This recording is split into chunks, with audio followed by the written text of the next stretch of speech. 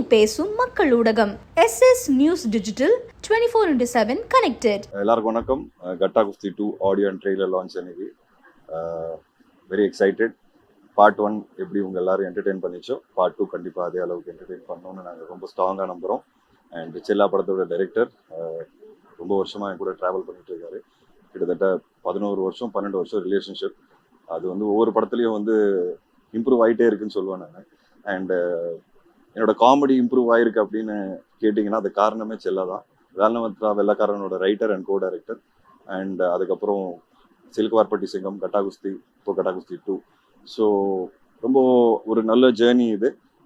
Shawn Roldan music director. நிறைய புது டெக்னீஷியன்ஸோட சேர்ந்து ஃபஸ்ட் டைம் கொலாபரேட் பண்ணியிருக்கேன்.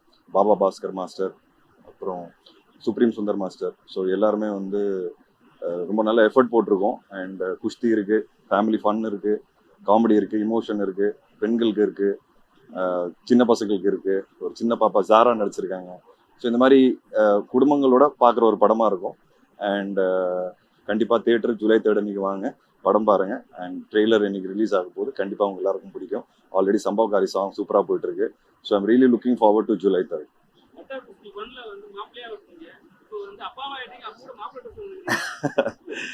இல்ல, ஏன் அப்பா வரந்தா மாறிடணுமா என்ன?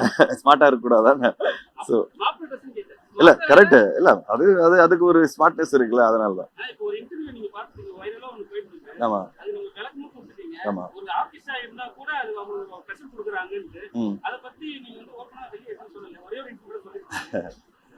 அதான் நான் ஆல்ரெடி பேசிட்டேன் இதை பத்தி. அதோட எக்ஸ்பிளனேஷனும் கொடுத்துட்டேன்.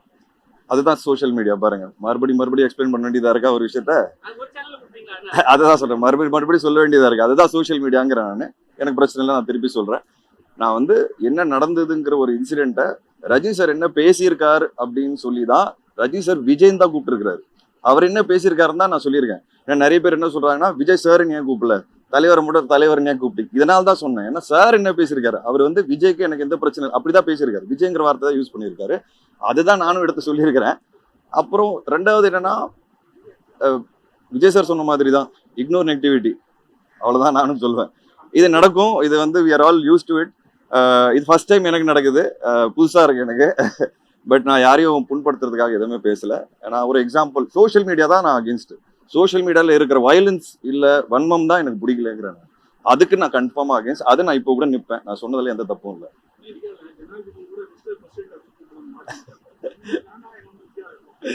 சரி, நம்ம ஊர்ல அது ஒரு ரெஸ்பெக்ட் இருந்தா எதிர்பார்க்குறாங்க. அது காலங்காலமா இருக்கு. ஸோ மேபி அந்த ரெஸ்பெக்ட் we should give itன்றது நான் நினைக்கிறேன். தேங்க்யூ.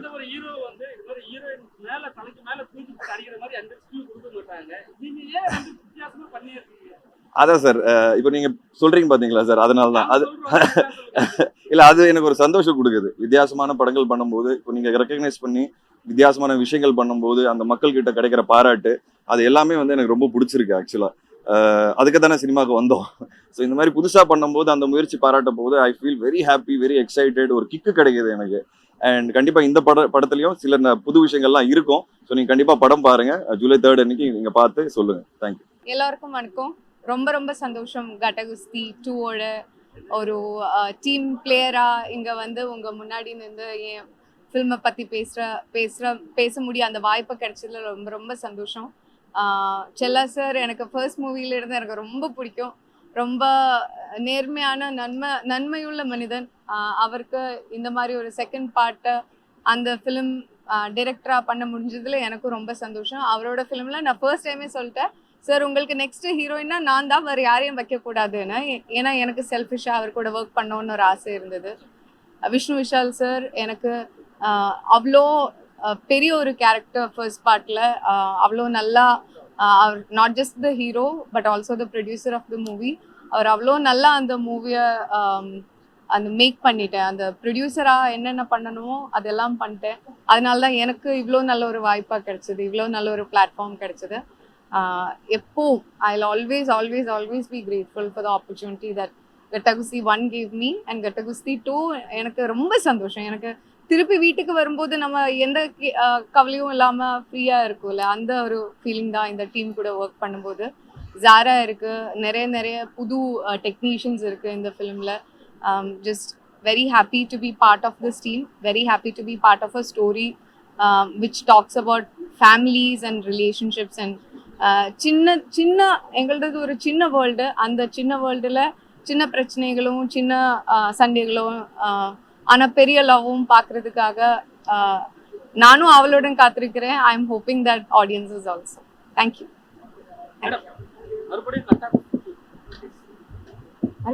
கதை சொன்ன உடனே திருப்பி நானே வா அப்படின்னு சொல்லிட்டு நீங்க என்ன சொன்னீங்க? கட்ட குஸ்தி 2ன்னு எனக்கு ஃபர்ஸ்ட் சொல்லும்போது எனக்கு ஃபர்ஸ்ட் பார்ட்லேயே கதை முடிஞ்சு போச்சு. அப்போ எப்படி எனக்கு என்னோட சின்ன பிரெயினில் அதை யோசிச்சுட்டு எனக்கு கிடைக்கல எப்படி வரும் அந்த மாதிரி ஒரு ஒரு ட்ராக்கே எனக்கு கிடைக்கல. ஆனால் செல்லா sir has return something very interesting. எனக்கு இது நம்ம சீன்ஸ் எல்லாம் பண்ணும்போதும் ரொம்ப சிரிப்பு வந்துட்டே இருந்தது. Because the scenes were nice. அது அப்படியே டிரான்ஸ்லேட் ஆகும்னு நான் நம்புகிறேன். ஃபர்ஸ்ட் டைம் நான் கதை கேட்குறதுக்கு முன்னாடியே எஸ் சொல்லிட்டேன் ஃபார் த மூவி. ஏன்னா because of Chella sir and the team. இப்போ after hearing the story I was very very happy that I could be part of this. Madam, விஜயசாந்திக்கு அப்புறம் இந்த கட்டா குஸ்தியில வந்து பெரிய ஸ்டண்ட் பண்ணீங்க. இந்த படத்துல இந்த செகண்ட் பார்ட்ல இருக்கா ஸ்டண்ட்? நீங்க அப்படியெல்லாம் சொல்லாதீங்கப்பா. லைட்டா இருக்கு. லைட். கட்டா குஸ்தி 2 படத்துடைய ஆடியோ லான்ச்சில் நிற்கிறோம். ரொம்ப சந்தோஷமா இருக்கு இந்த படத்துல ஒர்க் பண்ணது. விஷ்ணு விஷாலோட எனக்கு இது 3வது படம். முண்டாசுப்பட்டி ரொம்ப பெரிய ஹிட் ஆச்சு. அதுக்கப்புறம் கதாநாயகன் அப்படின்ற ஒரு படத்துல இணைஞ்சிருந்தோம்.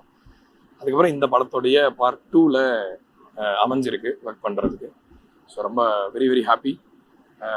தொடர்ந்து நிறைய படங்கள் இன்னும் நல்ல என்டர்டெய்னிங்கான ஃபேமிலி ஃப்ரெண்ட்லியான ஃபிலிம்ஸ்க்கு மியூசிக் போடணும் அப்படிங்கிறது என்னுடைய ஒரு கொள்கை. ஸோ கண்டிப்பாக கட்டா குஸ்தி அந்த மாதிரி ஒரு படமாக இருக்கும். ஒரு தேட்டரில் வந்து நான் தான் கேட்டேன் விஷ்ணு விஷால்கிட்ட, இந்த மாதிரி தீபாவளிக்கு ஒரு மாதிரி ஃபெஸ்டிவல் படம் ரேஞ்சுக்கு பண்ணிட்டீங்க, பயங்கரமாக செலவு பண்ணி ரொம்ப அழகாக பெருசாக வந்திருக்கு படம் அப்படின்னு சொல்லிட்டு இருந்தேன். ரொம்ப ப்ரௌடாக இருக்குது. ரொம்ப நாளாக எனக்கு அவர் பழக்கம். ஸோ விஷ்ணு விஷாலோட க்ரோத் ஆஸ் அன் ஆக்டர், அவரோட கிளாரிட்டி, அவர் ஆக்சுவலாக இவ்வளோ வருஷத்தில் இன்னும் நிறைய படங்களே பண்ணியிருக்கலாம். பட் ஆனால் ரொம்ப குவாலிட்டியாக பார்த்து அவரோட ஒரு படியும் ரொம்ப கவனமாக எடுத்து வைக்கிறத பார்க்க முடியுது. So very happy to be part of this film as a musician, music டைரக்டராக. ஒரு 6 பாட்டு ரிலீஸ் ஆயிருக்கு. படத்தில் சிங்கர்ஸ் ஸ்வேதா மோகன், நான் 2 பாட்டு பாடியிருக்கேன். சத்யன் மகாலிங்கம்னு ஒருத்தர் ரொம்ப அழகாக ஒரு பாட்டு பாடியிருக்காரு. அதுக்கப்புறம் சத்யன் மகாலிங்கம், 2 பேரை மறக்கிறேன். பட் இருந்தாலும் எல்லாருக்குமே இந்த நேரத்தில் என்னுடைய நன்றியை தெரிவிச்சுக்கிறேன். கட்டா குஸ்தி 2 வந்து தியேட்டரில் எல்லாரும் கூட்டமாக வந்து குழந்தைங்களை, என்டையர் ஃபேமிலியில், உங்கள் வீட்டில் பெருசுங்க யாராக இருந்தாங்கன்னா கூட அவங்களையும் கூப்பிட்டு வந்து நீங்கள் என்ஜாய் பண்ணி பார்க்கக்கூடிய ஒரு படமாக இருக்கும். ஸோ கண்டிப்பாக ஜூலை 3 தியேட்டர்ஸில் போய் பார்த்து என்ஜாய் பண்ணுங்க. தேங்க்யூ.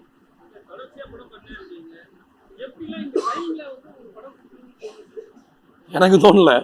அவங்க இந்த டைம்ல இல்லை, இப்போ தமிழ் சினிமாவோட நிலைமை எப்படி இருக்கு அப்படின்னா, பெரிய ஸ்டார்ஸ் வந்து இப்போ அவங்க படம் பண்றது கஷ்டம். விஜய் சாரோ அஜித் சாரோ அவங்க எவ்ரி 3 மந்த்ஸ்க்கு ஒரு வாட்டி ஒரு படம் பண்ண மாட்டாங்க. ரஜினி சார் படம் வருதுன்னா கூட அந்த படங்களுக்காக சின்ன படங்கள்லாம் ஒதுங்கணும். அந்த மாதிரி இப்போ இந்த டிரான்சிஷன் ஸ்டேட்ல இருக்கிறதுனால இப்போ நான் வந்து படம் இந்த ரிலீஸ் டேட் வச்சிருக்கோம், நீங்க எப்படியாவது கொடுக்கணும்னு சொன்னா எனக்கு ஒன்றும் கம்பல்ஷன் இல்லைங்க, முடியாதுன்னு சொல்ல முடியும். ஆனால் நான் அது ஒரு பர்சனலாக நான் சினிமா மேலே எனக்கு நான் சோறு சாப்பிட்ற ஒரு இண்டஸ்ட்ரின்றனால தேட்டரில் எல்லாரும் வந்து படம் பார்க்கணும், தேட்டர் ஒன்று இவங்களுக்காகலாமும் நம்ம கன்சிடரேஷன் பார்த்து தான். அதே நேரத்தில் நம்ம குவாலிட்டியும் காம்ப்ரமைஸ் பண்ண முடியாது. ஸோ இதுக்கு நான் முக்கியமாக என்னோட டீமை தான் தேங்க் பண்ணுவேன். ஏன்னா நான் வந்து பகலாக உட்காந்து இந்த படத்தை டெலிவர் பண்ணணும்னு சொன்னால் கூட தொடர்ந்து எனக்காக அந்த பொறுப்பை வந்து ஒரு பொது நலனுக்காக என் பசங்க பண்ணுறாங்க. அதுக்கு வந்து முதல் காரணம் வந்து என்னோட அசிஸ்டன்ட் சபரி, அவன் தான் காரணம். நிறைய பேர் விஸ்வான் என் கூட இருக்கிறவங்க, அப்புறம் என்னோட team of music producers, programmers எல்லாருக்குமே அவங்களுக்கு தான் அந்த வெயிட்டும் ஃபீல் ஆகும் என்னால். ஸோ அதனால இப்போ தொடர்ந்து நான் படம் பண்ணுறதுல ஒரு நல்லது நான் என்ன பார்க்குறேன் அப்படின்னா, நான் படம் பண்ணால் என் பேர் இருந்தால் அது நல்ல படம்ன்ற ஒரு பேச்சோ ஒரு கிரெடிபிலிட்டியோ ஏதோ ஒன்று வருது. அதே நேரத்தில் கலெக்ஷன்ஸ்க்கும் கொஞ்சம் ஹெல்ப்ஃபுல்லாக இருக்குது, ஆடியோ பிஸ்னஸும் நல்லா இருக்குன்றதுனால I have to hold a fort. அந்த ஃபோர்ட்டை நான் வந்து பிடிச்சி தான் ஆகணும்.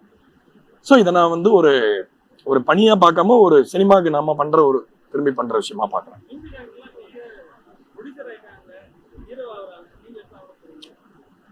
இல்லை, இது வந்து நமக்கு டேடி எனக்கும் ஐஸ்கிரீம் வேணும்னு கேட்குற மாதிரி விஷயம் இல்லை. நல்ல விஷயமா பார்க்குறேன். ஏன்னா இப்போ ஜிவி வந்து நடிக்கிறாரு, ப்ரொடியூஸ் பண்ணுறாரு, மியூசிக் பண்ணுறாரு, எல்லாத்துலேயுமே சக்ஸஸ்ஃபுல்லாக பண்ணிட்டு இருக்காரு ஜிவி பிரகாஷ். எனக்கு வந்து அது ரொம்ப பயங்கர, அவர் எப்படி பண்றாருன்னு புரியல. ஏன்னா எப்போ நான் ஜிவியை பார்த்தாலும் ஏதாவது ஒன்று ஒரு வேலையில தான் இருக்காரு.